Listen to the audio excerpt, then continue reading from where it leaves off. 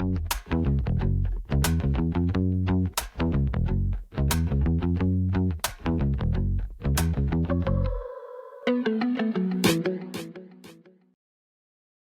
October 7th, we released a podcast titled Military Action in Venezuela, A Legal Analysis.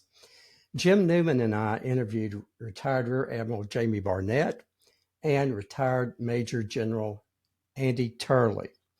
Since that episode aired, there have been a couple of new developments that we want to share with you. Number one, there now have been 6 boat strikes resulting in the loss of 29 lives and 2 survivors. And all of these strikes have been in international waters. Also, 4-star Navy Admiral Alvin Halsey, who served as commander of the United States Southern Command since November the 7th of 2024, has submitted his resignation from the military and will be leaving his post at the end of the year.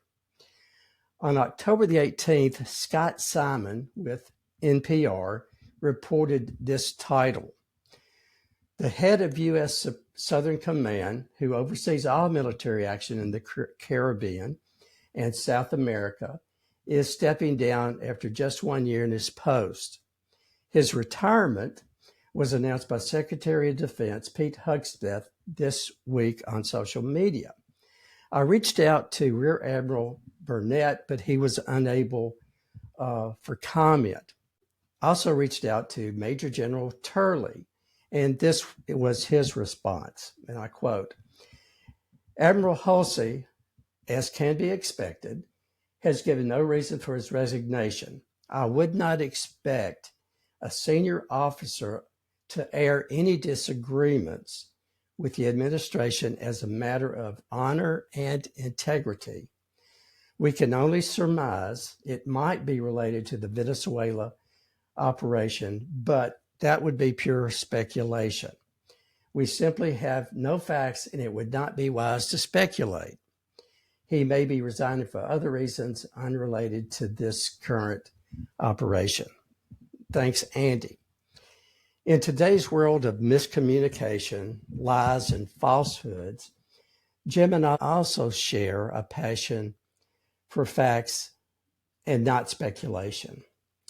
We invite you to do additional research and draw your own conclusions. The link to the NPR article will be posted in this video.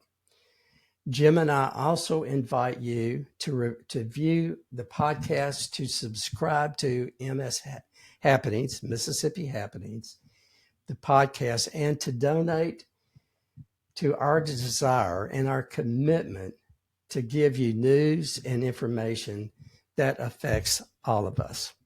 Thanks. The head of U.S. Southern Command, who oversees all military activity in the Caribbean and South America, is stepping down after just a year in the post. His retirement was announced by Secretary of Defense Pete Hegseth this week on social media, NPR's Quill Lawrence reports. Secretary Hegseth announced that Admiral Alvin Halsey would retire after 37 years in the military and praised what he called the Admiral's unwavering commitment to mission, people, and nation. U.S. Southern Command later posted a message from Admiral Halsey thanking his troops. It's highly unusual for an officer not to finish the full 3 years of a command like this, and even stranger in the middle of a military buildup which has seen thousands of U.S. troops move into position off the Venezuelan coast. Admiral Halsey is black. The Trump administration has let go several senior military leaders who are non-white or female, implying that they'd been promoted for that reason. But there's another theory this time, says retired Rear Admiral Mark Montgomery. I'd probably lean more towards we're conducting extremely unusual operations in Southern Command right now that a reasonable person could disagree with the legality of. At least 6 times recently, the U.S. military has made lethal strikes on small civilian vessels. The White House says they carried drugs. Critics say the strikes are illegal under both U.S. and international law and that they amount to execution without trial. Montgomery says the military is ill-suited to that job. As much as I absolutely want to prevent all drugs coming into the country, this kind of law enforcement action against narcotic deliveries is best handled by law enforcement that does appropriate due process. A U.S. official not authorized to speak publicly has confirmed with NPR that Admiral Halsey recently met with Hegseth at the Pentagon to express his concerns and then stepped down. After that news broke, President Trump confirmed the most recent strike on what he described as a drug-carrying submarine. Trump said without evidence that this was, quote, not a group of innocent people. A second U.S. official who was not permitted to speak publicly said U.S. troops seized 2 survivors after that strike, and they're being brought elsewhere for possible legal proceedings. Quill Lawrence, NPR News. Hello, my name is David Oles, and I'm your co-host for Mississippi Happenings podcast. Joining me each week is my friend and co-host, Jim Newman. Jim, how are you, buddy? I'm doing fine. How are you doing? Man, I'm good. I'm excited about today's show. Yes, we are very fortunate to have two very distinguished guests with us, and very happy with that. Why don't you tell us about them? Each week, we talk about the kitchen table issues facing Mississippians, but we cannot ignore the fact that what happens around the world affects us in Mississippi. Since September the 2nd, the U.S. military has struck at least 3 boats off the coast of Venezuela, killing at least 17 people. President Donald Trump said that the boats were carrying drugs en route to the United States. 7 warships, a nuclear-powered submarine, and F-35 stealth fighters have been deployed to international waters off Venezuela's coast.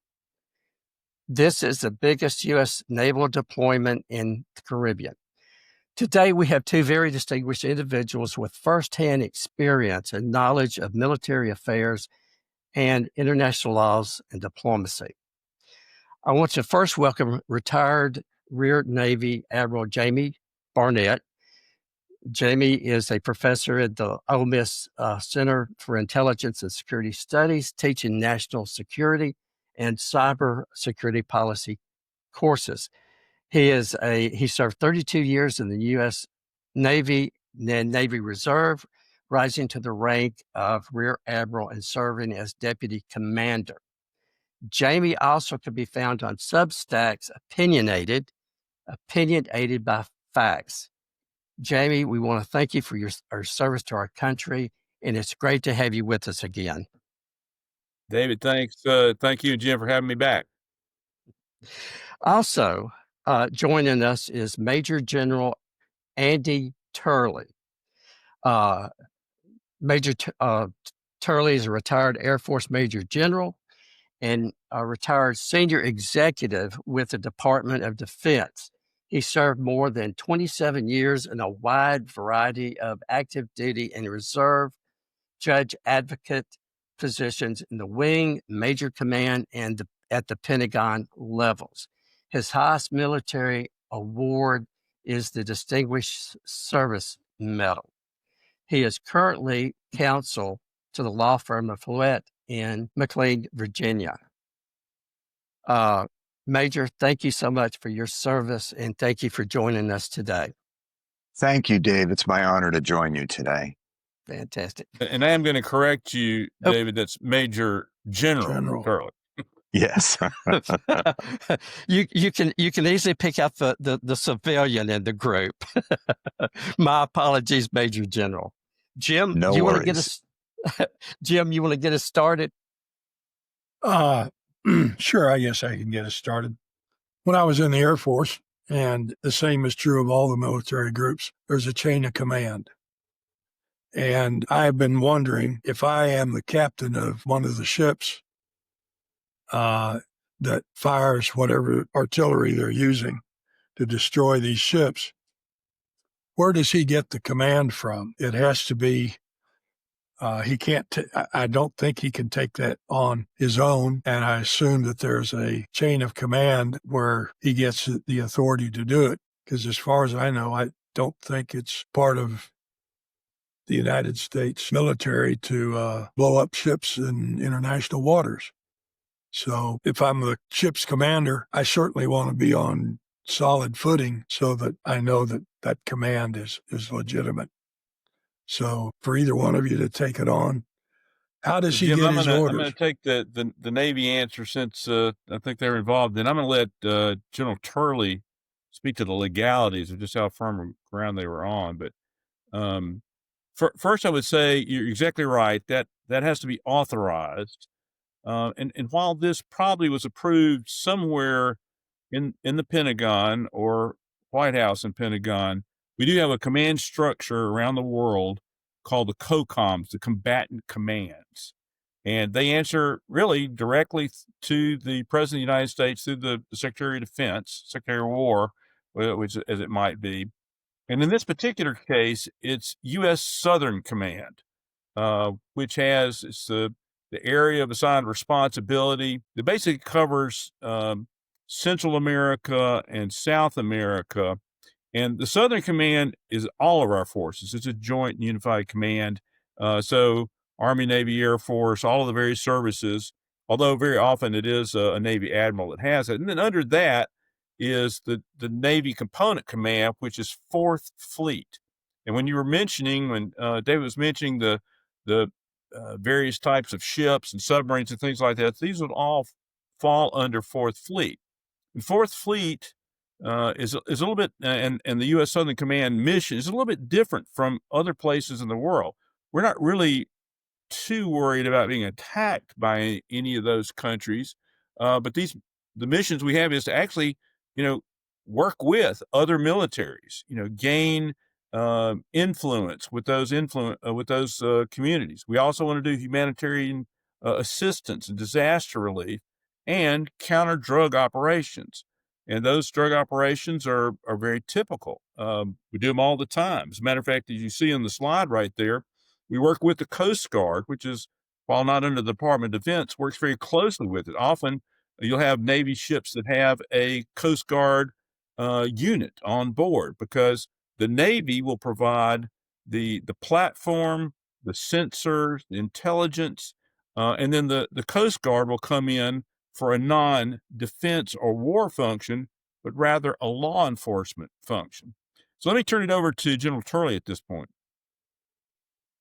The situation that we're dealing with Venezuela right now, first of all, to answer your question, Jim, about how these orders flow, every COCOM has an operations center. They will develop the particular war plan from there, identify the target, and then flow it down to the operator to have that operator act on that order. So this is something that's vetted through the command. The Navy captain out there is not on his or her own by any stretch. He's really tied into a big operation, and these orders flow down from Southcom to the particular asset that they're using, be it a ship, be it a drone, be it an F-35. It would go down to Southcom, flow to each of the component commands representatives, and let's say they wanted to use a Predator, they would flow that to the Air Force, and then the Air Force would execute the order. So that's kind of how that flows. With regard to what is going on currently in the Caribbean, Jamie makes the excellent point that the Coast Guard has taken a major role around the world with regard to drug interdiction. Why? Because it's a law enforcement mission, and they're always getting thousands of tons of cocaine and other drugs and intercepting them before it gets to U.S. shores. The importance of that fact is that these particular activities that are that are taking place off of the shores of Venezuela are nowhere near the continental United States. And the issue is with regard to blowing up these boats, it is using the military for a law enforcement purpose. And that is the fundamental issue. And by conflating the two, you introduce a lot of confusion with regard to what the authorities are to use the force and what force can be applied. When you have somebody driving a drug boat, they are not a combatant. They are a civilian. whether they're armed or not. And everything is fact specific in terms of making a determination of when you can fire and who you can fire upon. The Secretary Rubio made the point that, well, in the case of blowing up, at least in response to questions about blowing up the first boat, well, we could have intercepted. We just decided to go and basically blow them out of the water. That's really problematic on a couple of levels. First of all, under U.S. law and under international law, the key to all of this is the fact that force is a last resort, not a first resort. It's if a policeman in Jackson, Mississippi, were defending herself against a threat, the threat would have to be imminent, and she would only have to use deadly force if she was in immediate danger. The same concept holds true with regard to dealing with threats against the United States.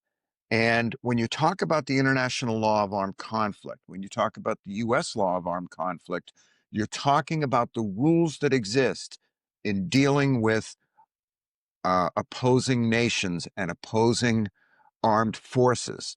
And you exercise, you take a defensive posture on that based upon the fact that whether you are fired upon or whether you're in imminent danger of being fired upon. It doesn't, the argument with regard to the drug interdiction here is the fact that, in my view, based upon my experience as a military lawyer, there was no imminent threat to the United States.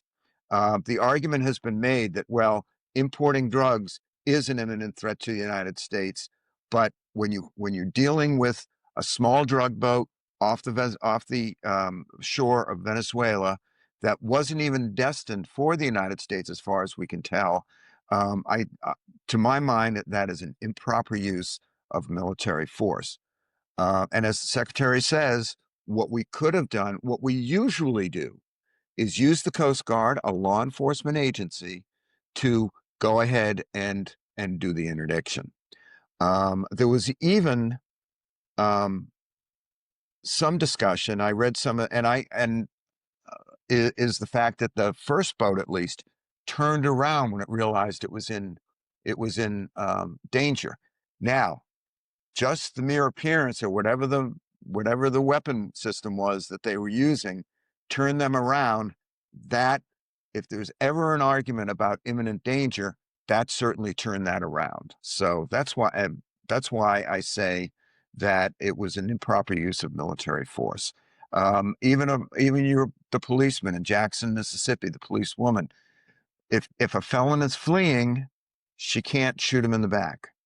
Right. Which is essentially what happened in this particular circumstance.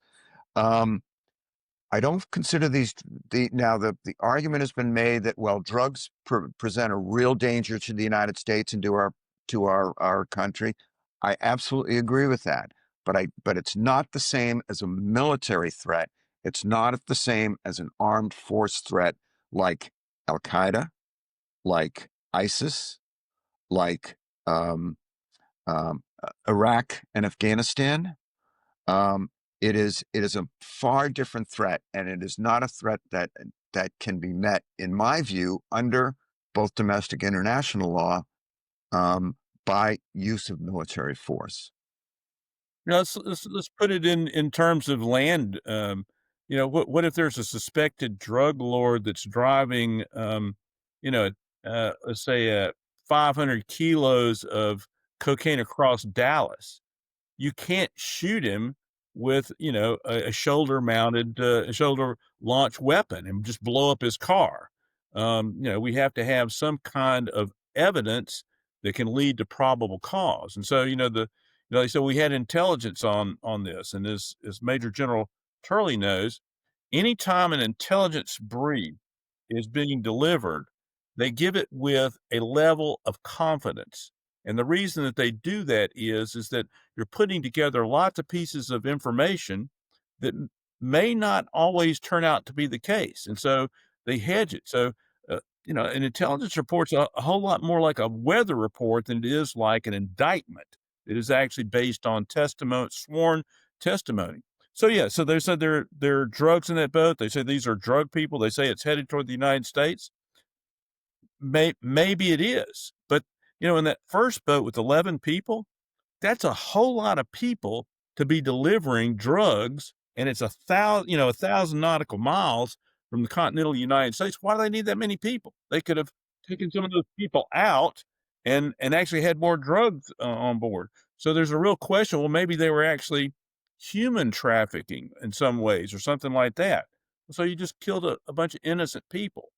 So, the thing that concerns me, and I think the thing that General Turnley was alluding to, is somebody said, this is what we're going to do. It came down through Southern Command.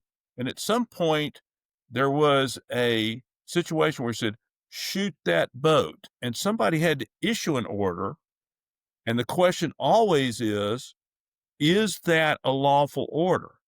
Because we have a duty to obey lawful orders. And we also have a duty to disobey unlawful orders.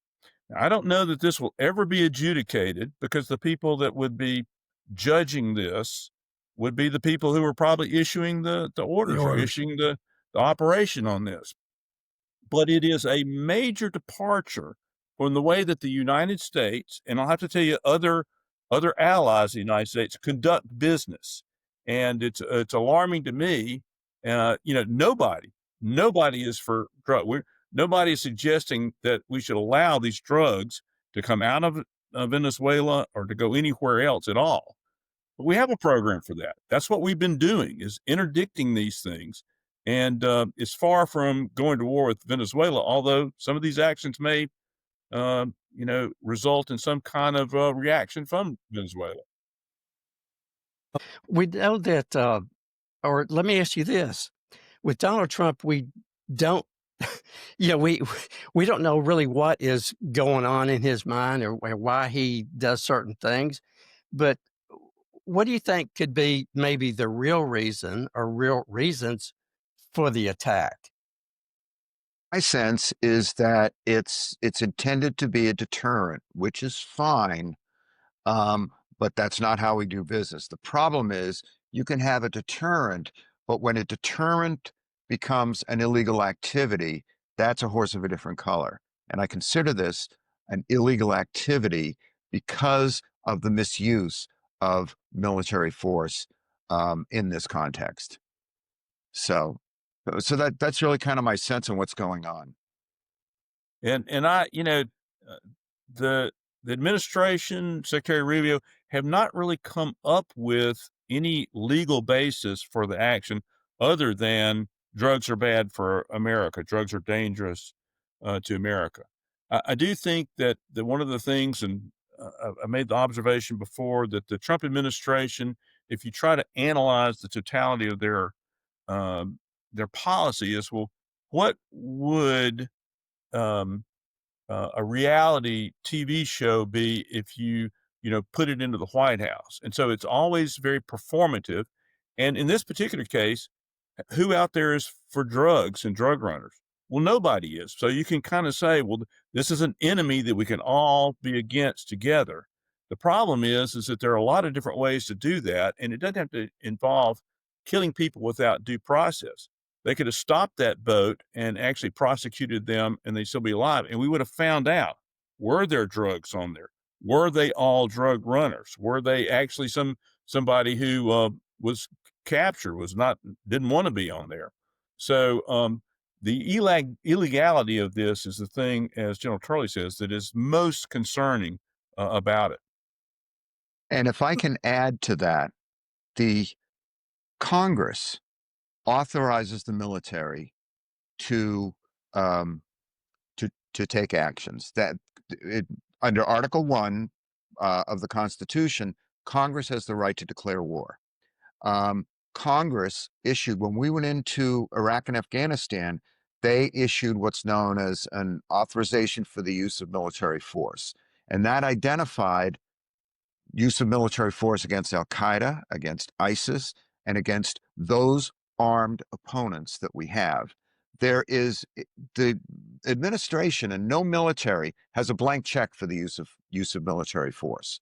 And in this case, there's no authorization for the use of military force that has come from Congress to engage in this kind of activities. I have some colleagues of mine who published an op-ed in The Hill yesterday addressing this particular issue and saying Congress should really look into this because of the misuse, in my view, of military force for a law enforcement purpose. And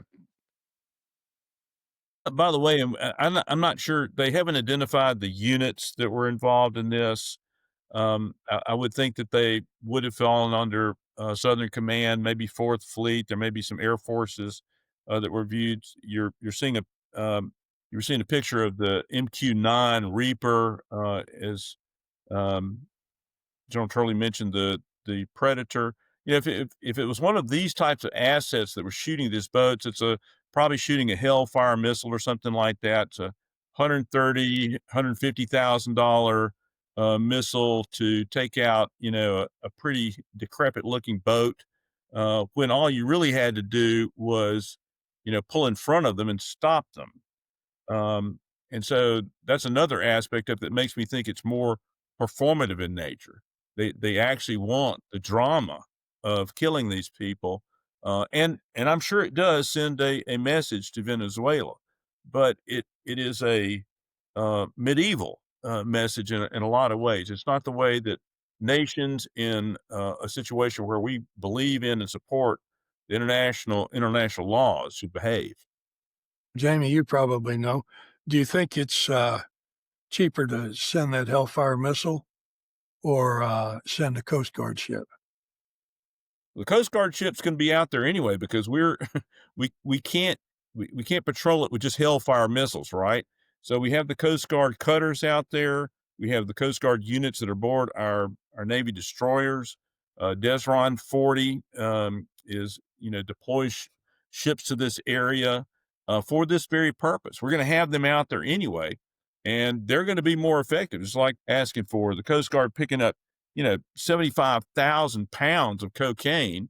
That was done without a Hellfire missile. And we actually probably got the people, which means we also get to interrogate them. We get more intelligence, more information. So there are just a lot of reasons why I don't think it was good judgment and it was bad law that allowed these strikes to occur. And if I may add, whether it is probably cheaper to go ahead and use a Hellfire missile, but it's not legal. That's my concern. And the United States should stand by the legality of its actions. And the United States has always done the right thing. And doing the right thing is conducting itself in accordance with domestic law and international law. Well, that's why I asked the question, because one of the first things that I was introduced to when I joined the Air Force was the Uniform Military Code of Justice. And that's right. One of the items was that if you had to follow legal orders, but if it was an illegal order, if you wanted to take your chances and you were convinced it was an illegal order, you needed to stand up and not do it. And I couldn't find anything to justify blowing up these ships. And you know, I want to say that somewhere there was the intelligence, and maybe it was intelligence from on the ground that the ship, this little boat, had left. You know, I'm just a civilian, and I don't have access to all that information. I did have clearance at one time, but that was years ago. But it just really bothered me that we were killing people, and it didn't seem that there was any justification for why we were doing it. Jim, let me throw an additional element in that the administration has used to justify this. They designated this Tren de Aragua, this um, gang, as they've said, well, they're a foreign terrorist organization. They've designated it, named it as a foreign terrorist organization, and that it's being controlled by Venezuela. Well, I've not seen very much evidence that convinces me of that. But the important point here is that designating somebody a foreign terrorist organization does not in and of itself justify the use of lethal force. We're not at war with Venezuela. That is exactly right. And we're not at war with Tren de Aragua. What we are, we want to prevent drugs from coming into this country. We have the legal means by which we do it. The means we finance through appropriations to do this kind of thing. And that does not include sending reapers and predators over the Caribbean Sea to take out stray drug boats.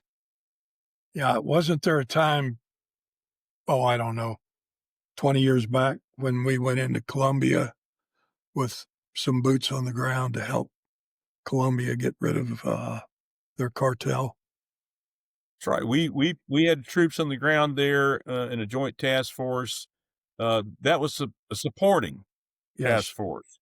We were letting the Colombians actually do the hard work. We were providing support for that, surveillance and things like that.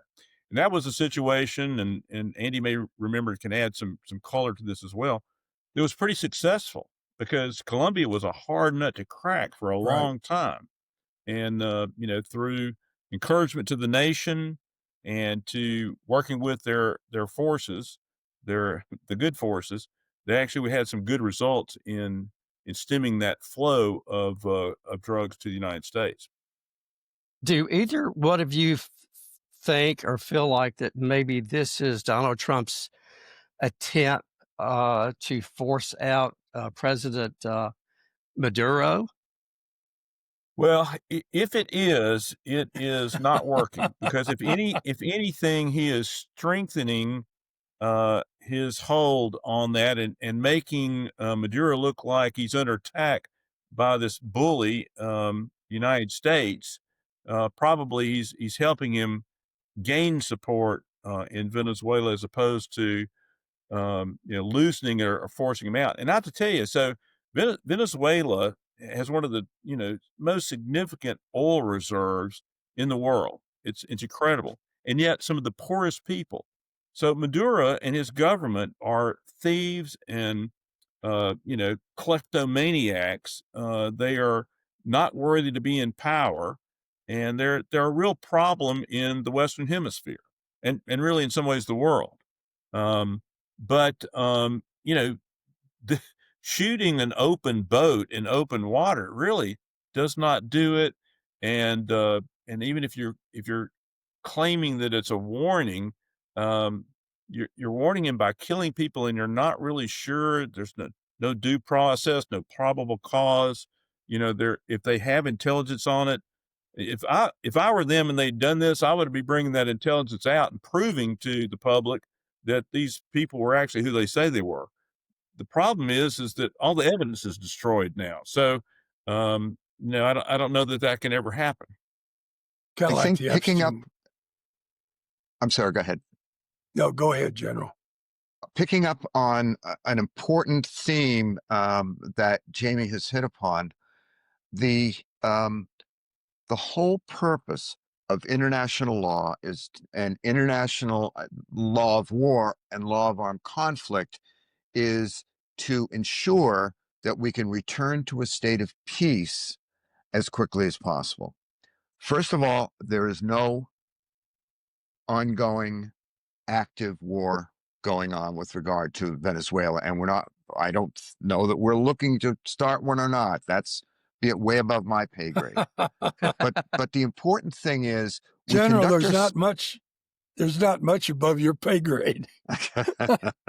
Well, but the important thing is the reason we follow the law, the reason we follow the laws of armed conflict and the laws of war. is because A, that's what American does, but B, when we violate it, what Admiral Barnett says is absolutely true. It hardens the resolve against the United States. When we prosecute and I know the current Secretary of Defense was involved with a couple of the special forces criminal actions in Afghanistan. And he was just outraged because people were being prosecuted for shooting civilians, for murdering civilians. Well, you know what? That is a violation of the Uniform Code of Military Justice. And that those courts martial went forward, not just because a court martial convening authority said so, but because the unit itself was outraged, because that's not the way America operates. We operate within the boundaries of the law. We don't operate outside of the boundaries of the law. What my concern about the Venezuela situation is, we're operating outside the boundaries of the law. And you think that these attacks are a violation of human rights laws, correct? I do. Okay. And the key thing about human rights law is you don't kill. The military does not kill civilians, and these people are civilians. They may be bad civilians. We may not like them, but we don't kill civilians. Kind of like free speech, isn't it? Yes, it is. We do know that in August, the State Justice Department increased the reward for Maduro's arrest to $50 million. So we know that he has, the Venezuelan president has a $50 million bounty on his head. Well, I could give him some advice. Don't get in a little boat and head out. Right. Exactly. How far down does Southcom? Does it cover all of South America? Yeah, it covers all of South America, and basically, Andy will have to remind me on this. I think it's everything really south of Mexico, the Caribbean, and all of Central and South America. Mexico, I think, is considered part of Northcom, Northern Command. Where is it headquartered? Southcom is in Mayport, Florida. Yeah, it's in. I've been to the Southcom headquarters. Or is it in Tampa? It's in. No, CENTCOM is in Tampa. Yeah. Oh, you know what? I know. I think it's down in the. I know that Fourth Fleet is in Mayport or Jacksonville, Florida. I'm not sure about this. I think Southcom is based down in the Miami area. Miami. Yeah, that's Yes. right. It's Miami. Right. Well, I am certainly in awe of both of you and the knowledge that you've imparted on this particular subject. I'm also interested in the South China Sea and China's claim to that territory. And every once in a while, more frequently lately, they fly some of their jets pretty close to ours, or they'll have one of their ships cross diagonally in front of one of our ships and come close to a naval accident, but fortunately it's not. Are they violating international law? Absolutely. So I've likened what the Chinese are doing in the South China Sea. We don't have a map or a chart of that, but I encourage people to look at the South China Sea. It does say China, but it borders on a lot of Southeastern Asia and the Philippines, and China has been claiming it based on an old British chart that they did a little dashed line for some reason on it, called the 9-dash line, or some people now call it the 10-dash line, and that is the sole legal basis for which they claim the entire area. and there's not as much death. I don't know if I've heard any deaths going on there, but it is a grab the same way that Putin is grabbing Ukraine. We don't get this much in the United States, but on a daily basis, there are incidents at sea between the Chinese and the Filipinos, the Vietnamese. They'll shoot water cannons, they'll collide with fishing boats, with mineral excavation boats, numerous things like that. Of course, we know that they built islands. They've improved islands out there in contravention of international law, and they've been ruled against on this. This has been brought up in international courts, and they've lost. The Chinese have lost. Andy, what would you say? I would say that it is probably the single most important shipping lane in the world. It is key to commerce in the United States, commerce in Europe, as well as commerce in China. And the problem is that China has been just put its elbows up and said they've relied upon the 9-dash line. They've also relied upon these. They've put bases on these islands that they've constructed so that they can exert influence and control over the South China Sea. I'm surprised we haven't had more upsets than we have had. They seem to be a little quiet right now, but there is, I think, as Jamie indicated, there is probably a lot of activity going on over there. That's a fairly low level. It is definitely an area that could serve as a flashpoint for armed conflict between us and China. The World War II analysts and aficionados out there, I mean, when you look at where the Japanese went in the run up to the American entry into World War II, that's where they headed. They went right down the South China Sea and tried to grab all of the straits all the way through to Indonesia to grab this because of the importance of those sea lines of communication. I had a question for that the Major General mentioned, and I can't think of it right now. Is it? I know what it is. Is it? What do you think the reason that they want Taiwan? Is it because of the technology, or is it just they want to take back Taiwan? My answer is yes to both. I think there's a real historical element there, and there's also the whole technology. And Taiwan is a it's a small country, but it's a very, very productive one, and it has thrived for so many years ever since it really was established right after World War II. So I think they want both. And I'm afraid it'll go the way, if they ever get Taiwan back, it'll go the same way as Hong Kong. Hong Kong was just a jewel of the East, and they've effectively ruined it now. It was nowhere near as productive as it was 20 years ago. And going to General Turley's point about kind of the history of it, they do see this as historically theirs.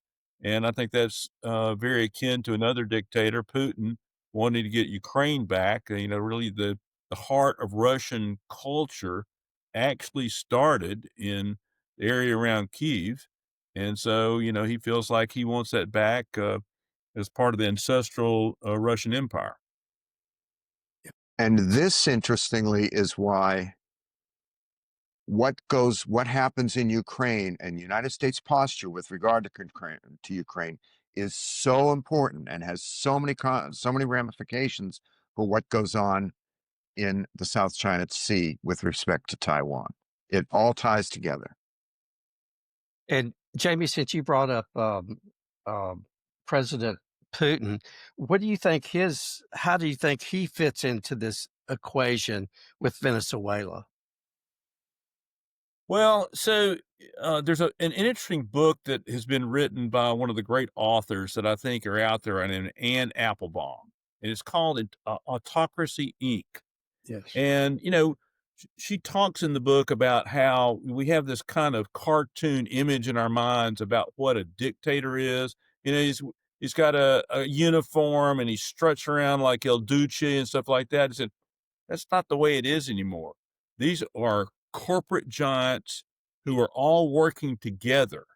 And we see a lot of that going on. So Putin and Xi Jinping, but also, to the degree that Narendra Modi in India is now more of it's an electoral democracy. I mean, an electoral dictatorship, but kind of acting with dictatorial policies. They're trying to kind of come together. They're all interoperating with each other, and so Venezuela is one of those that's kind of aligned that way. And we see the American rule-based order that's existed for over 80 years now starting to break apart. And I don't think that that's going to be really good for America. It's not going to be good for a lot of what we used to call the free world. Mm-hmm. What do you, this question for both of you, what do you think the world's opinion of America is today? Well, Andy, you need to ask, before you answer that, ask him, is it before or after President Trump's speech to the UN this week? Was going to ask about that, but go Yeah, ahead. I mean, I think we, far from, making friends around the world, we are alienating people with our tariffs and also our on again, off again tariffs and our denigration of other countries and various institutions, our flouting of international law. Um, I I don't think we're making friends. I think we're losing them. Unfortunately, I think that that's true. I'll tell you, one of the biggest things that I think we're losing is the trust of our allies. After World War II, the United States worked with our allies in Europe to form NATO. And that was to be opposed to a further Russian um, influence, the spread of Russian influence in Europe. Since that time, we've engaged with a number of other partnerships and alliances. And again, what has been the basis of all of this is that we are the United States. We will do the right thing. We will follow the law, and you can trust us. What really concerns me now is we're losing the trust of our allies. And we're losing the trust of our allies because of tariff policy, because of support policy. How many times have we gone back and forth in terms of support for NATO, support for Ukraine? And America, I think, in the eyes of many now, cannot be trusted to be looking out for the interests of each of those nations as well as its own. Does that make sense? Yes, It does. absolutely. And I fear too that President Trump has denigrated international institutions such as NATO and UN, and I don't know, and General Charlie may know if he can unilaterally pull the United States out of the UN. I hope that's not true, but as we've seen with his actions on various agencies in the United States government, he could effectively do it, which would nearly cause the collapse of one of the great institutions. It's not perfect; it needs reform. It's not as effective as it can be in every place, and there have been some abuses. But it is one shining area where the nations can come together and reason. And I think that is the key to the benefit of the UN. It's not that they're going to send blue helmets in as peacekeepers or anything like that. Blue helmets, by the way, refer to UN sponsored forces that often will go in and participate in ceasefires and those type of things. It's the fact that it's a forum where the nations of the world can come together and that they can talk. And it may not be perfect, as Admiral Barnett says, but the important thing is it's there. Where the United States is undermining it is we've withdrawn from the World Health Organization. We have withdrawn from 4 or 5 other key United Nations organizations. And that, to my mind, causes me great concern because we need to be at the table.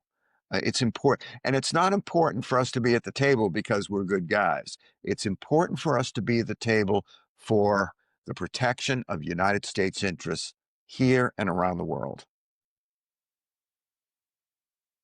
What is going to be the effect of maybe, I guess, the rest of the world recognizing a Palestinian state and President Trump denying that? Kind of leaves us alone, is what it seems to me. I think we're increasingly isolated on that score. The whole Middle East issue, Gaza issue, is heartbreaking. Yes. I blame Hamas. They're a vicious, vile organization who don't give a damn about Palestinians. All they care about is amassing their own pardon. And they are to be blamed for all of the misery that's been invested upon Gaza. And this goes way back to 1948 when they partitioned that whole particular area. We had an opportunity to create a two-state solution at that time. Unfortunately, we couldn't, and I think we're paying the price for it in the end. The United States position, it backs Israel, which is a strong ally of ours. There's no doubt about that. But I think that it's important for us to exercise our influence over Israel to see how we can ameliorate the situation, because I think there are lots of positive things that can be done. But it's difficult, and quite honestly, I think our allies are kind of saying that they will recognize a Palestinian state, mainly to make the point that we've got to move forward. We can't sit with what we have now. Admiral Barnett, would you agree? I would agree. And here's the difficult thing for America. America has always supported Israel. But when we equate supporting Israel with supporting Prime Minister Netanyahu, it starts to get a little more difficult because he is, waging a war in a way that is very troubling, very destructive. I mean, it's not clear what the end purpose is. At first, he said he wasn't going to occupy Gaza. Now he is going to occupy Gaza. Israel had signed on to the concept of a two-state solution. Netanyahu, over the time that he's been in office, I can't remember how long it is, but it seems like it's 2 decades now, has in essence been doing everything to keep, and make a two-state solution impossible. So the sad thing about it is I don't see a good solution on the horizon. Just like Putin doesn't want peace in Ukraine, he's just not really interested in that. I don't think Netanyahu is interested in peace right now. He's got purposes in Gaza, which include occupation, and I think that's just going to prolong the misery to Gaza. And so, as General Turley said, the actions of our allies in recognizing the Palestinian state, I think, is to goad them to say, hey, look, we need to come to we need to have some kind of recognition of the humanity of the Palestinians, even as we say the evil of Hamas. But doesn't Netanyahu, it seems to me that Netanyahu has been continuing this more for his political gain, because he, if the war was ended today, it's my understanding that he would probably be indicted for what he did back to the justices, the justice courts or whatever, years back. and he was I think he was under indictment. Yeah, he was under indictment. I think I don't know about ending the war, but I think it's clear that he lost his coalition and was out of office. He could be prosecuted again, and his coalition seems to want the obliteration of the Palestinians in Gaza. I don't want to get too far off the subjects, everything, but I'm always I try to ask this question with as many experts and leaders as I can. And the question for both of you is the United States becoming a authoritarian government? Do you want to take that I know one, that's a General? Or I know that's a loaded question, but It is a loaded question. It depends on how you define authoritarian. The foundation for the United States of America is the U.S. Constitution. Embedded in that is the concept of three equal branches of government. The Congress, which is under Article 1, the President under Article 2, and the judiciary under Article 3. The founders were very specific in terms of balancing responsibilities between those three to make sure that one didn't predominate. Unfortunately, and it depends on how you define authoritarianism. If you define authoritarianism as the executive is preeminent over the other two branches, then I think I get very concerned that we're heading in that direction. And Anne Applebaum's book is very clear on how that kind of thing can happen. What worries me is that Congress has ceded its power, a lot of its power, to in many different areas, to the executive. And what worries me is that every time that there's a decision against the current administration in court, what the judge involved seems to be is characterized as a wide-eyed radical, a leftist radical, when that is not the truth at all. We're a country of laws. We're not a country of men. And I think that the whole concept of a preeminent, or what they call the unitary executive theory for the presidency, that concept undermines the whole genius of the Constitution, which is balancing each one of our branches of government.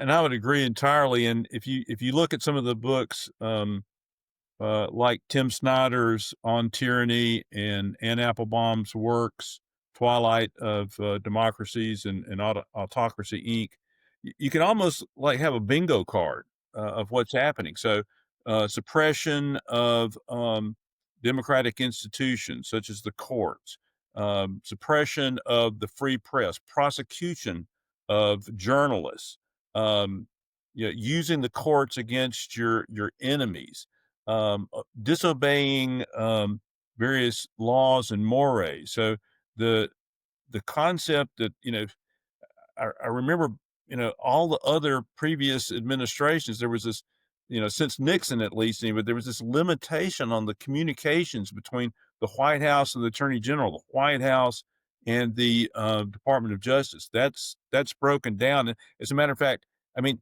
he tweets instructions to the Attorney General now on who to prosecute. As all of those start to break down, you can start looking at where else this has happened. So whether it's India, whether it's Germany and things like that, you don't go directly to dictatorship. You can go to an electoral dictatorship. That's the way it was with Hitler. Hitler was actually asked. They gained shares in the Bundesstaat. They got a certain number of people, and he was asked to form a government. And he immediately started undermining all of the democratic institutions, including the courts. And so are we autocratic? Well, we're certainly more autocratic than we were a year ago.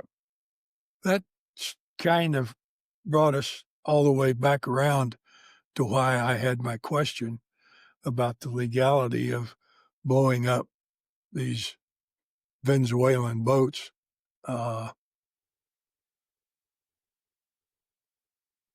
It just comes back to me every time I think about it. Last week, the week before, in a press conference, the president said, "I am the president. I can do anything I want." Fortunately, that is, for him, that is not true. But the question is, how do you effectively counter that? And that's where the courts have had the courage to stand up and do it, despite being publicly chastised for doing it. There's another important element that's going on that I think ties in with the authoritarian theme. You know, the Department of Justice, they have rules and regulations and about how they conduct their business. You find out about a crime and then you find out about the criminal. That's being turned on its head in that you identify a quote criminal and then try to find a crime associated with that person. That's what worries me a great deal about things going on. Also, when I worked at the Department of Justice, one of the things that they always told me was the fact that you always need to be completely truthful with the court, because the courts rely upon the Department of Justice being open, honest, and above board. And unfortunately, that whole presumption of regularity, due to the conduct of the current Department of Justice, is now gone. And that breaks my heart. It really does. It breaks the heart, I'm sure, of an awful lot of Americans. Let me ask each of you, if you were to recommend a book for everybody to read, what book would you recommend at this point? So the two that I've mentioned, and there are a lot of great ones out there right now. But Professor Timothy Snyder wrote a book on tyranny, and the thing that I like about it is that it goes by point, what the tyrant does, what the would-be autocrat would be, and then what we can do. So it kind of is an action to that. Ann Applebaum's Autocracy Inc. It gives us a much clearer view, kind of updates our view on that. We're not just dealing with one autocrat; we're dealing with a worldwide network of autocrats. I don't want to sound like the old James Bond chaos or any of the other type of criminal organizations, but there's a parallel to it. That's very concerning because it means they're more organized and they're more interdependent and self-supported. So those would be the two books that I would recommend to you. And I have a third one. Ruth Ben-Ghiat is a history professor at New York University. She is the author of a book that I think came out within the past year called Strongmen. It's from Mussolini to the present. And she does an excellent job with highlighting how this has developed over the years. And that was the name of it, just to reemphasize, was Strong Men, right? Yes, Strongmen, from Mussolini to the present. General, I've got one last question, and it's yours. Listening to you and Jamie, the blowing up of these boats in the Caribbean appears, or at least sounds to me, like it's not a legal action. Who can file a lawsuit, or who would have standing to challenge that in a lawsuit? Because somebody had to approve this, and I just can't imagine that it did not get run by some JAG officer somewhere that either ignored it or signed off on it or something. So who would have standing to challenge this? That's a very good question. I think the first people who would have standing would be the families of the people killed in the boats. But that's filing an action against the United States is a long, costly process, and it's not very practical. In terms of other people, see, the thing is, you have to have standing, you really have to have show a harm, and it's going to be difficult. This is why I think Congress really needs to look at it, and this is why my colleagues in their op-ed that they filed yesterday on the Hill have said, Congress, please take a look at this, because it's really an issue of authorities between Congress and the executive. So unfortunately, I'm not sure there's a judicial remedy involved here. It certainly wouldn't be a good one. I mean, like I said, it's just the burden on some poor family in Venezuela, and then the fact that they would, might run into the thing. Well, was your family member actually running drugs? But I suppose that you could file a wrongful death action in Venezuela, get a judgment, but then I don't know how you'd be able to enforce that judgment in Venezuela. Or whether you'd want to even try, because Yeah. you might not And come back. and Jim, you've hit on one of the things that concerns me is uh, what is the accountability for this? This seems unlawful. The administration is not coming forth with evidence or a legal basis for the action, and there doesn't, unless the Congress investigates it and has some kind of oversight to bring out accountability. I think it not only remains unaccounted for, but it also can be repeated. I'm sure Yeah. it'll be repeated. I don't trust what's going on.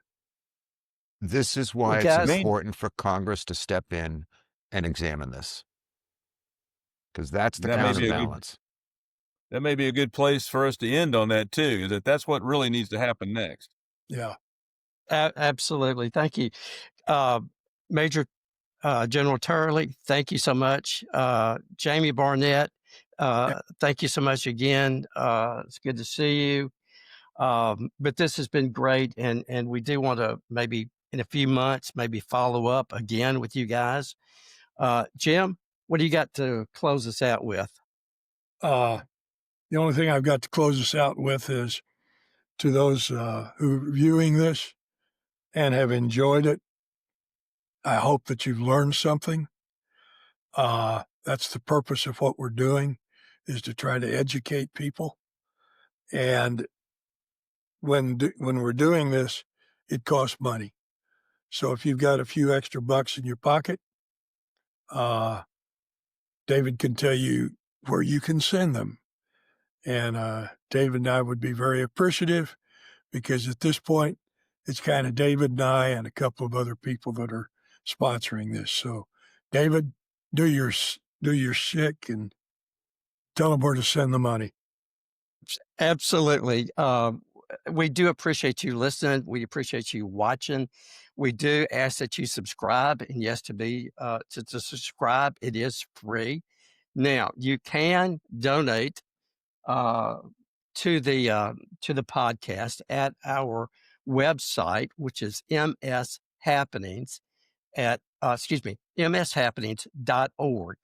Now you can also donate at our Cash App, which is the Cash App is $, MS Happenings, and also on PayPal, which is the @ MS Happenings. And also you can send us an email at mshappenings1@gmail.com. That's mshappenings and the number 1 @gmail.com. We would love to hear from you. We would love to hear what you think about this. We want your thoughts, your criticisms, your comments, whatever. We do enjoy this. Jim and I enjoy this, and we get an opportunity to meet so many interesting and knowledgeable people like Major General Turley and Admiral Jamie Barnett. So this has been a lot of fun. And I also want to invite you to check out Jamie Barnett's Substack, which is Jamie's Opinionated. Well, that's all one word, which is Opinion Aided by Facts. So it's good to see everybody. And guys, thank you so much. And as David? always, David, yes, sir. I Yes, forgot to mention we are a 501c3, so any donations are tax exempt. So we're legit. absolutely. The IRS will be looking for us next year. So Absolutely. Absolutely. So please, please subscribe and please donate if you can. And as always, may we never be indifferent to the suffering of others. Thanks so much.